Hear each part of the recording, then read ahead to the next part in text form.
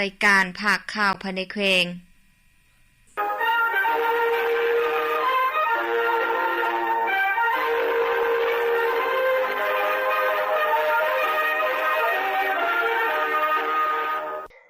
ท่านผู้ฟังที่เคารพต่อไปใจมาตรฐานมารับฟังข่าวภายในแขวงที่มีหัวข้อข่าวพร้อมเนื้อหาดังต่อไปนี้เลขาปากแขวงพงศรีตอนรับรัฐมนตรีกระทรวงแรงงานและสวัสดิการสังคม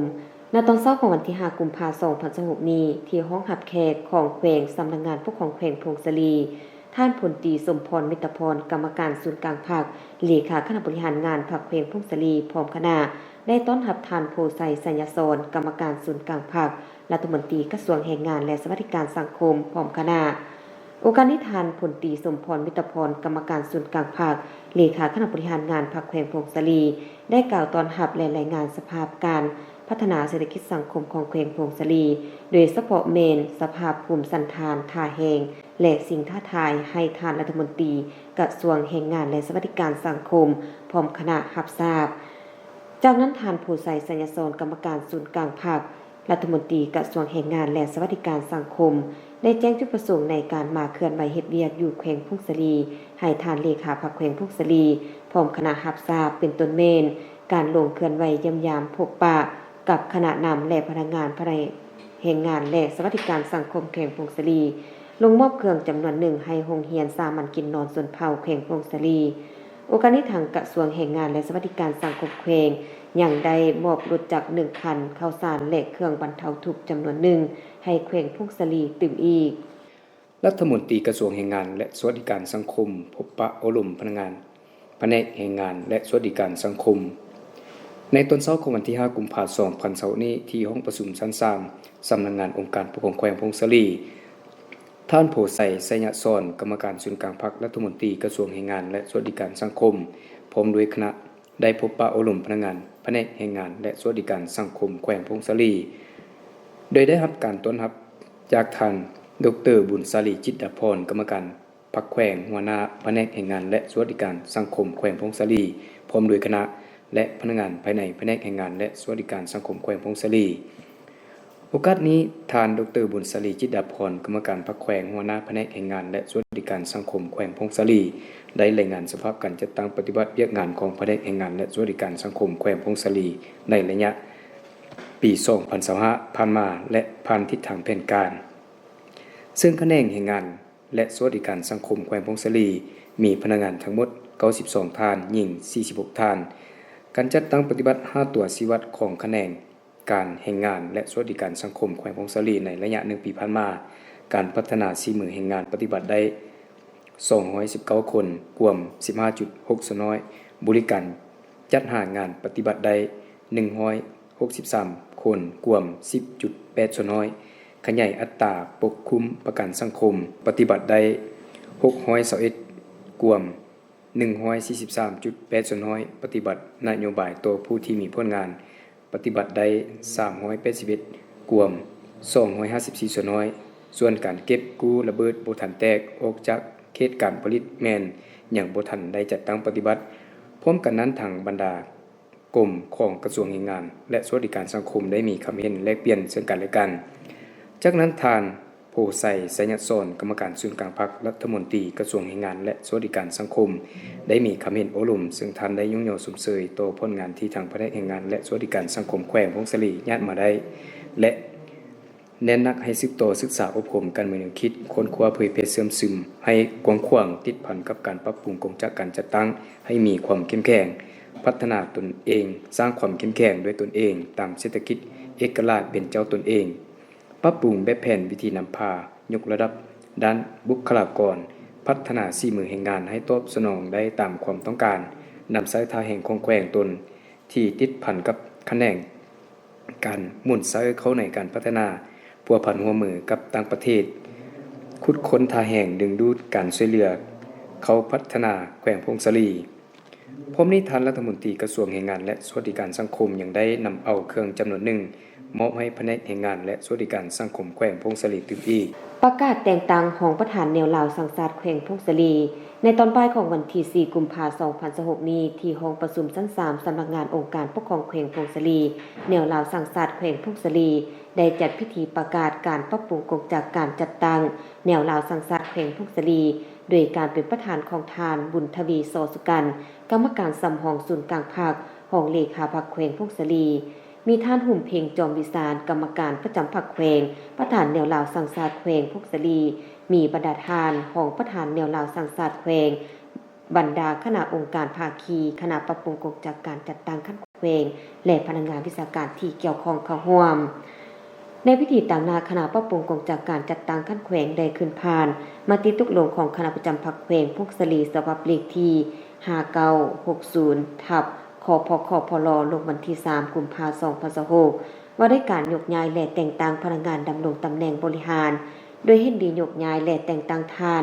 สมจิตเหล่าจุงคณะประจำสภาประชาชนแขวงคณะกรรมการวัฒนธรรมสังคมและประดับเผ่ายกย้ายแต่งตั้งเป็นห้องประธานแนวลาวสังสาดแขวงพงศลี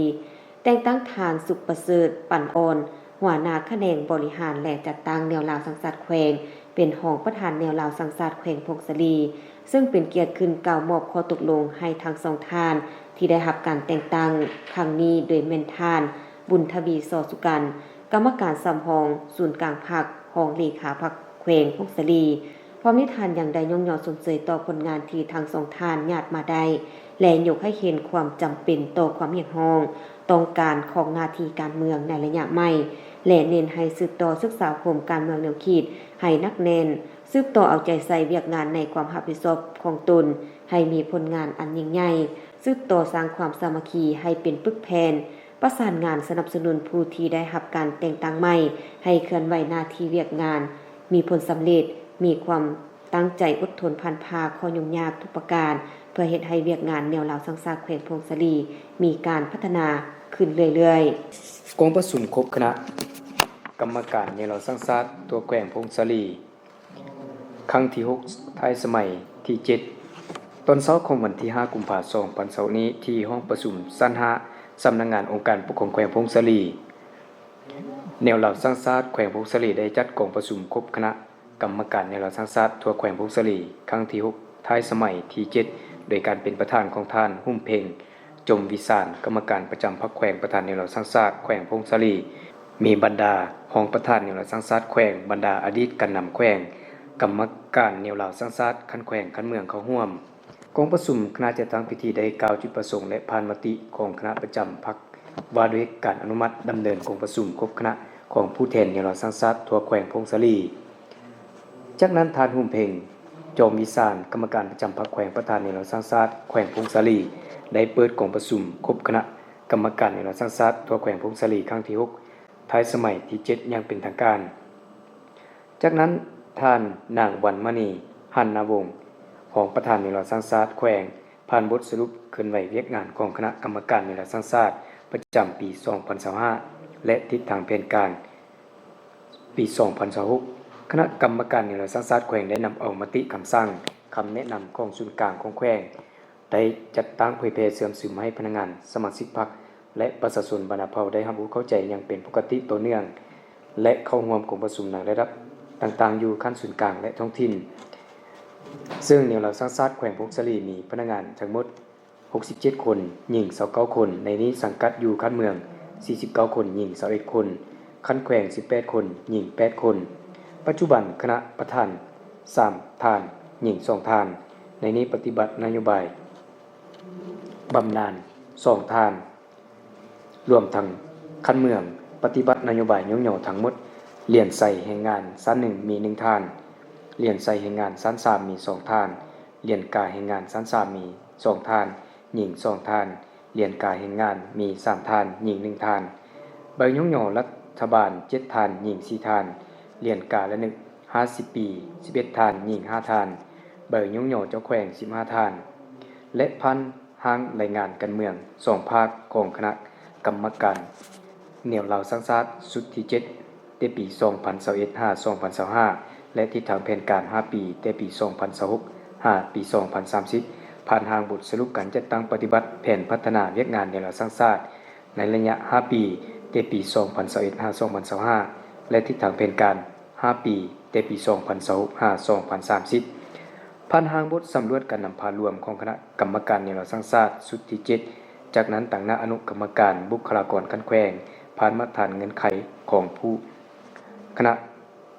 กรรมการในระสังชาติและผ่านรายชื่อเป้าหมายคณะกรรมการในระสังชาติแขวงสุดที่ 8 พร้อมทั้งประกอบคำคิดคำเห็นต่อหางเนื้อในและบุคลากรที่สมัครเข้าในคณะกรรมการในระสังชาติแขวงสุดที่ 7 ตื่มอีก4 บ้านที่ขึ้นกับเทศบาลเมืองควารับฟังการพันขยายมติกองประชุมใหญ่ผู้แทนองค์คณะพรรคแขวงพงศลีครั้งที่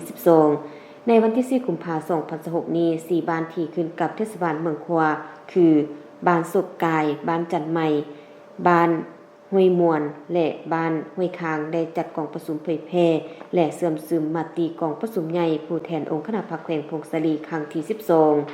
โดยการเป็นประธานของสหายสอนสนุกศรีสุราษฎร์กรรมการพรรคแขวงเลขาคณะบริหารงานพรรคเมืองมีทีมงานขั้นเมืองเลขาพรรคในบ้านสมาชิกพรรคพร้อมด้วยประชาชน4 บ้านเข้าร่วมในพิธีผู้เข้าร่วมได้รับฟังเผยแพร่มติกองประชุมใหญ่ผู้แทนองค์คณะพรรคแขวงพงศลีครั้งที่ 12 ซึ่งกองประชุมใหญ่ได้รับรองเอาข้อสรุป8ประการซึ่งเป็นบทเรียนอันสำคัญที่ถอดถอนได้จากพฤติกรรมตัวจริงแห่งการนำพาจัดตั้งปฏิบัติมติกองประชุมใหญ่ครั้งที่ 11 ขององค์คณะพรรคแขวงก็คือการจัดตั้งปฏิบัติมติกองประชุมใหญ่สมัยที่ 11 ของพรรคกองประชุมใหญ่ได้รับฟังการรายงานและรับรองเอาอย่างเป็นเอกสารเกี่ยวกับการจัดตั้งปฏิบัติแผนพัฒนาเศรษฐกิจสังคม5 ปีครั้งที่ 9 2025-2025 และทิศทางแผนการพัฒนาเศรษฐกิจสังคม5 ปีครั้งที่ 10 2025-2030 ของแขวงภายใต้คำควรสร้างเศรษฐกิจเอกราชเป็นเจ้าตนเองอย่างต่างหน้าสุ่มใส่พัฒนาตาม5 ท่าแห่งปลายแหลมของแขวงคุ้มครองการพัฒนาเศรษฐกิจสังคมให้มีประสิทธิภาพประสิทธิผลมีความสมดุลตามทิศสีเขียวและยืนยงจุดสูงที่ได้กำหนดไว้ในรายการเมืองโตกองประชุมใหญ่ครั้งที่ 12 ขององค์คณะพรรคแขวงให้ปรากฏผลเป็นจริง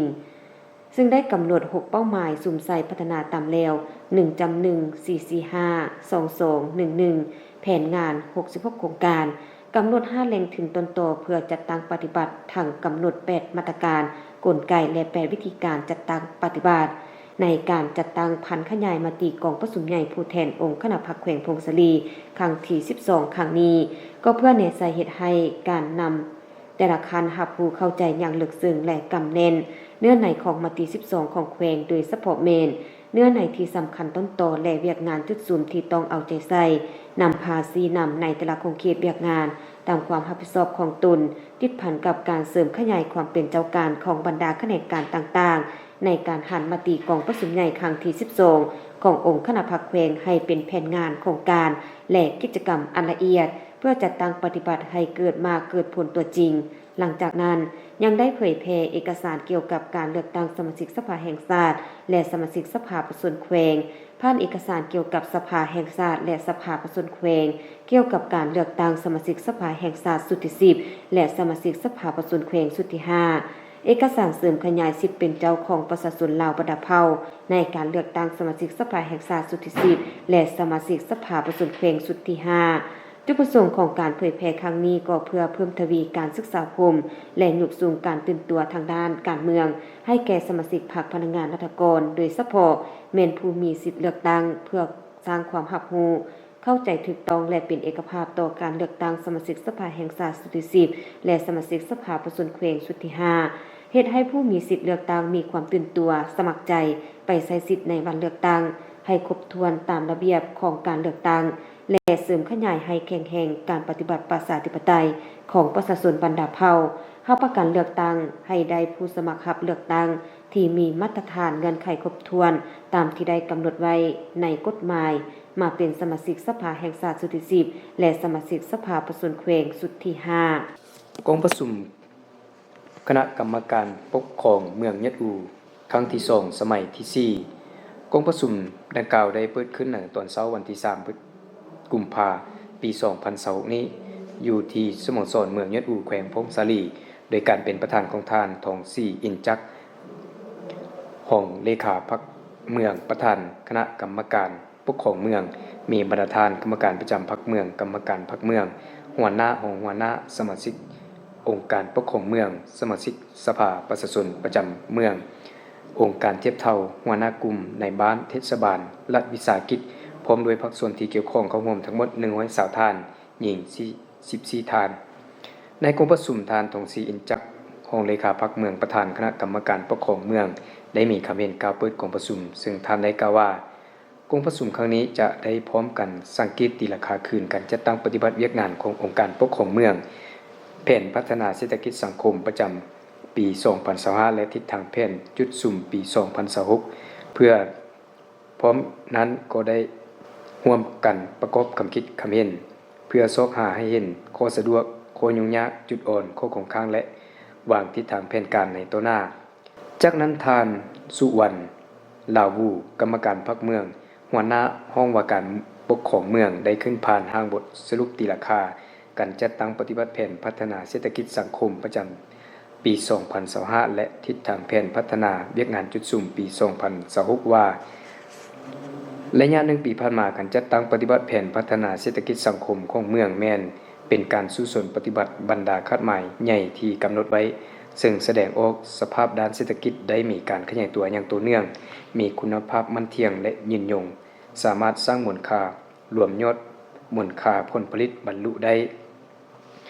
839.38 ตือกี้เทียบใส่แผนการปฏิบัติได้ 93.36 ส่วนน้อยในนี้คะแนนกสิกรรมกวม 72.98 ส่วนน้อยอุตสาหกรรมกวม 7.24 ส่วนน้อยการบริการกวม 19.78 ส่วนน้อยรวมยอดมูลค่าผลผลิตเฉลี่ยใส่หัวคนบรรลุได้ 24.38 ล้านกีบหรือเท่ากับ $1,123 ต่อคนต่อปีต่ำอัตราแลกเปลี่ยน 21.702 กีบต่อ$1เทียบใส่แผนการปฏิบัติได้ 91.94 ส่วนน้อยสามารถเก็บรายรับได้ทั้งหมด848ล้าน25ล้านกีบลื่นแผ่น 12.78 ส่วนน้อยและเทียบใส่คัดต่างปฏิบัติระยะเดียวกันของปีผ่านมาเพิ่มขึ้น23ส่วนน้อยด้านรายจ่ายปฏิบัติได้ 5.18 ตือกี้เท่ากับ100ส่วนน้อยของแผนการ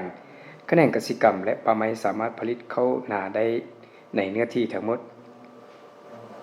2,410.32 เฮกตาร์ผลผลิตได้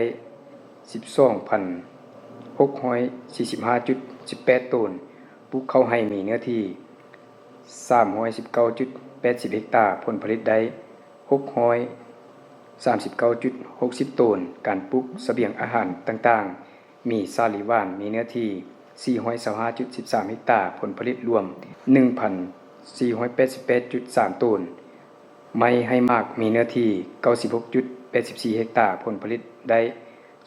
246.36 ตัน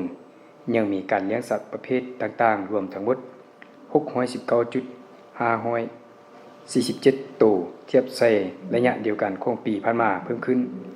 2.23 ส่วนน้อยเทียบใส่แผนการลื่นแผ่น 0.23 ส่วนน้อยนอกจากนี้ยังมีการเลี้ยงสัตว์ปีกตื่มอีกในกองประชุมบรรดาท่านผู้เข้าร่วมก็ได้ประกอบคำคิดคำเห็นใส่บรรณาเนื้อในทางเอกสารต่างๆย่างกงไปกงมา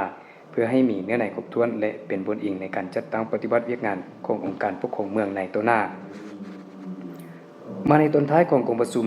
ได้รับฟังคำเห็นโอลมและสีนำของท่านทองศรีอินจักรรองเลขาพรรคเมืองประธานคณะกรรมการปกครองเมืองเพื่อเป็นเข็มชี้ทิศเยียงทางในการปฏิบัติเวียกงานรอบด้านของเมืองในปีต่อหน้าอีกด้วยกองประชุมครบคณะกรรมการปกครองเมืองยศอูครั้งที่2สมัยที่4ได้ดำเนินเป็นเวลา1วันเต็มและอัดลงด้วยผลสำเร็จองค์การกาแดงแขวงพงศรีลงปลุกระดมบริจาคเลือดแบบสมัครใจบ่หวังสิ่งตอบแทนอยู่กองพันน้อยทหารหาบ19วันที่4กุมภาพันธ์2026นี้ทางองค์การกาแดงแขวงพงศรีสมทบกับแผนกเสนาหักและโรงเรียนการทหารท้องถิ่นกองบัญชาการทหารแขวงพงศรีได้ลงปลุกระดมบริจาคเลือดแบบสมัครใจบ่หวังสิ่งตอบแทนอยู่กองพันน้อยทหารหาบ19โดยการเข้าร่วมของทานนางดร.เวียงคำเล็กวรจันทร์ ห้องหัวหน้าองค์การกาแดงแขวงพงศลีมีท่านพันโทคำพัดเล็กสุกันของแผนกเสนาหักกองประชาการทหารแขวงมีท่านพันโทบุญคงสัญญาเสงหัวหน้าโรงเรียนการทหารท้องถิ่นแขวงพงศลีมีบรรดาทหารกำลังใหม่พร้อมด้วยวิชาการจากองค์การกาแดงแขวงเข้าร่วมท่านนางดรเวียงคำเล็กบรจันทร์ของหัวหน้าองค์การกาแดงแขวงพงศลีได้มีคำเห็นว่าเลือดเป็นสิ่งสำคัญที่หล่อเลี้ยงชีวิตอินทรีย์ของคนเฮาให้มีลมหายใจและดำรงชีวิตอยู่ในโลกนี้และหลายล้านชีวิตมีความอยู่รอดปลอดภัยได้เม่นอย่างอาศัยเลือดของคนอื่นที่ได้บริจาคฝากเป็นของขวัญอันล้ำค่าให้แก่คนเจ็บผู้ขาดเลือดเป็นประจำสิ้นการผ่าตัดการเกิดอุบัติเหตุบนท้องถนนเกิดลูกผิดปกติเลือดไหลระบบละลายการฟอกมาไขหลังเพื่อเติมพลังยืดความหวังให้ชีวิตแน่นอนถ้าบ่มีเลือดบริจาคชีวิตจะบ่ได้รับการช่วยเหลือซึ่งพวกเขาเหล่านั้นกำลังนอนปิ่นปัวรอท่าความช่วยเหลืออยู่โรงหมอแขวงโรงหมอเมืองและสุขศาลาเพราะว่าเลือดบ่มีโรงงานผลิตถึงแม้นว่าประเทศจะศรีวิไลสวยงามอุดมหังมีเพียงใดก็ตามแต่ก็บ่สามารถสร้างโรงงานผลิตเลือดได้และยังบ่มีสารชนิดใดๆที่จะสามารถเข้ามาทดแทนเลือดได้ถ้าขาดเลือดต้องปิ่นปัวด้วยเลือดเท่านั้นการปลุกระดมคนควายการบริจาคเลือดและสนองเลือดปลอดภัยแบบสมัครใจและบ่หวังสิ่งตอบแทนแม่นหน้าเวียกหนึ่งที่ทางภาครัฐก็คือองค์การกาแดงแห่งชาติลาวและองค์การกาแดงแขวงถือบุริมสิทธิ์เพื่อสนองความเรียกร้องต้องการของสังคมบ่รวมบ่เฉพาะแม่นพลเมืองลาวที่มีความจำเป็นในการนำใส่เลือดแต่ถึงอย่างใดก็ดีในท่ามกลางสภาพของโลกปัจจุบันก็คือสปป.ลาวและแขวงพงศลีมีความต้องการในการสวมใส่เลือดมีท่าเอียงเพิ่มสูงขึ้นซึ่งเป็นสิ่งท้าทายใหม่ที่องค์การกาแดงแขวงจำเป็นต้องได้เพิ่มทวีความอาจสามารถของคณะภาคพนักงานรัฐกรเพื่อในใส่หับมือและเฮ็ดให้การบริจาคเลือด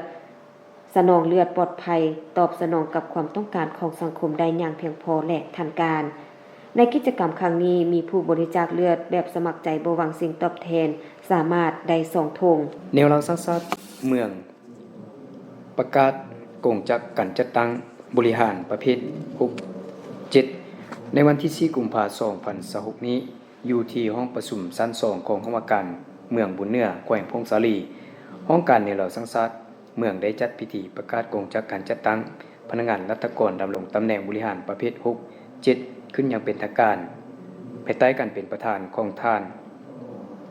บุญลำธรรมใจกรรมการประจำพรรคเมืองประธานในเราสร้างชาติผู้ชี้นำองค์การจัดตั้งมหาชนขั้นเมืองเข้าร่วมมีคณะปรับปรุงกงจักการจัดตั้งขั้นเมืององค์การภาคีตลอดฮอดพนักงานภายในเข้าร่วมในพิธีคณะจัดตั้งกล่าวจุดประสงค์ซึ่งเน้นหนักถึงความจำเป็นภาวะวิสัยในการปรับปรุงกงจักการจัดตั้งเพื่อให้สอดคล้องกับความเรียกร้องต้องการของเวียกงานในระยะใหม่และเพื่อเพิ่มทวีความเข้มแข็งให้แก่เวียกงานในระดับสังคมภายในเมืองจากนั้นตั้งหน้าคณะจัดตั้งเมืองได้ขึ้นผ่านข้อตกลงของคณะกรรมการปกครองเมืองว่าด้วยการแต่งตั้งพนักงานรัฐกรดำรงตำแหน่งบริหารเลขที่21/คปม.บุญเหนือลงวันที่23มังกร2026เฮ็ดดีแต่งตั้งทานนางรัฐคำมะลาของหัวหน้าหน่วยงานขึ้นเป็นหัวหน้าหน่วยงานท่านนางจันละบุตรดีวิชาการขึ้นเป็นของหัวหน้าหน่วยงานเพื่อเป็นการยั่งยืนถึงการมอบหมายหน้าที่อันสำคัญนี้ท่านประธานกองประชุมได้ให้เกียรติอบรมและให้จิตทิศชี้นำซึ่งท่านได้เน้นหนักให้ผู้ที่ได้รับตำแหน่งใหม่จงยกสูงความรับผิดชอบหน้าที่การเมืองเพิ่มทวีความสามัคคีภายในให้เป็นพึกแผ่นเอาใจใส่ศึกษาอบรมการเมืองแนวคิดและเต้าห่มความสามัคคีบรรณาเผ่าเพื่อสร้างผลงานใหม่ที่ดีกว่าเก่าประกอบส่วนเข้าในการพัฒนาเศรษฐกิจสังคมของเมืองบุญเหนือให้มีความรุ่งเรืองศิวิไลต่อไปจะบรรทานมารับฟังพยากรณ์อากาศประจำวันที่5กุมภาพันธ์2026สภาพรวมความกดดันสูงของอากาศเย็นได้อ่อนกำลังลงยังสืบต่อปกคลุมอยู่ทั่วทุกภาคของประเทศลาวด้วยกำลังอ่อนหาปานกลางสมทบกับกระแสลมตะวันออกเฉียงเหนือพัดปกคลุมด้วยกำลังอ่อนซึ่งจะเฮ็ดให้อากาศอย่างเย็นหาหนาวเย็นในตอนกลางคืนหาตอนเช้าเพราะมีหมอกหนาปกคลุมอยู่ทั่วไปในตอนเช้าอยู่แขวงภาคเหนือและเขตภูเพียงบริเวณพร้อมจะมีลมพัดแรงเป็นบางโอกาสพ พยากรณ์อากาศในเวลา 7:00 น.ของวันที่5กุมภาพันธ์2026หาเวลา 7:00 น.ของวันที่6กุมภาพันธ์2026สภาพอากาศของแขวงพงศลีและบรรดา7เมืองอากาศหนาวเย็นพอมีหมอกหนาปกคลุมอยู่ทั่วไปในตอนเช้าและจะมีลมพัดแรงเป็นบางโอกาสอุณหภูมิในระหว่าง 15-27 องศารายงานสภาพอุณหภูมิและปริมาณน้ำฝน24ชั่วโมง7เมืองทั่วแขวงพงศลีอุณหภูมิต่ำสุดของมื้อนี้9องศาอุณหภูมิสูงสุดของวันนี้27องศาปริมาณน้ำฝน24ชั่วโมงผ่านมาเมืองบุญเหนือเมืองพงศลีเมืองยอดอูเมืองบุญใต้เมืองสัมพันธ์เมืองควานและเมืองใหม่บ่มีฝนเจ้าที่ฟังผ่านไปนั้นก็แม่นพยากรณ์อากาศประจำวันที่5กุมภาพันธ์2026ที่นี้วิทยุแขวงพงศลีรายการข่าวภาคนี้หมดลงเพียงเท่านี้เบียงสวรรค์และยินไซอ่าน